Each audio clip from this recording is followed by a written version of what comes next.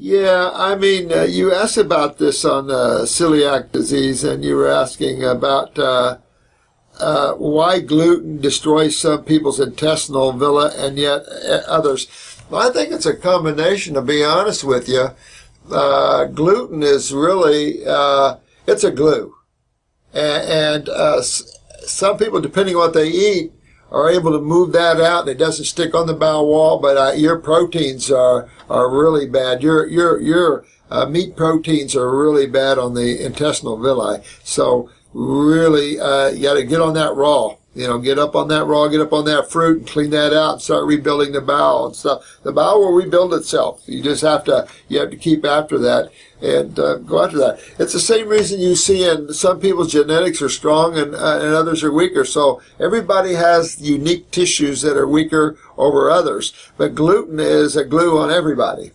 It's possible that some people break it down better, but those that don't, of course, is going to have more pancreatic problems, and maybe you have some pancreatic problems, but gluten is a glue to most people anyway. Its proteins are just as bad on the villi.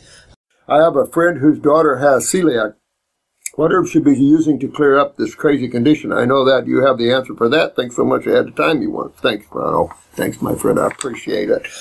Well, you know what? You get into the stomach and bowels, number whatever they need. Go to the lymphatic 1 capsules because you want to draw and pull on that bowel wall. I do the GI broom, circulate through that GI broom, you know, clean that gut up really well. At the same time, where do we find the decay of things? We find it more on the acid side than the base side, of course. We find more acidosis by far. Of course we do. Now, allopathically, of course, they think the opposite for some reason. But if you have colitis there, again, remember, in the wall type of thing, so move your lymph, get the kidneys filtering, adrenals up, of course, get that lymph moving because this is going to be in the wall syndrome. At the same time, you know, clean the wall off. You can use the heel oil capsules, the stomach and bowel capsules. Most of you see marshmallow slip around, very gentle, very soft on the tissue, very healing, anti-inflammatory sort of things. But remember, this is acidosis. These are roaring acids. You're going to find the problem in your wall, burning through the wall, probably not fun.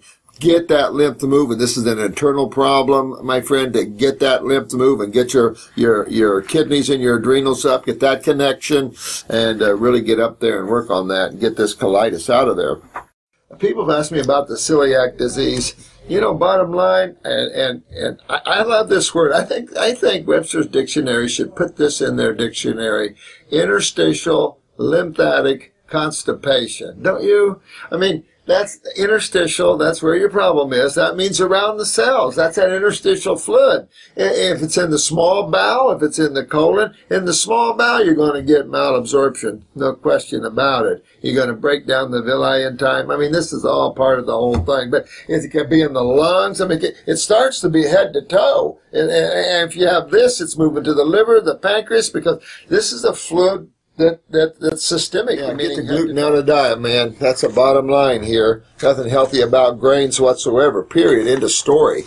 I don't know, you know, we got caught up in that insanity. And what's amazing, one side of the government said eat it, and the other side of the government said look at all the obesity.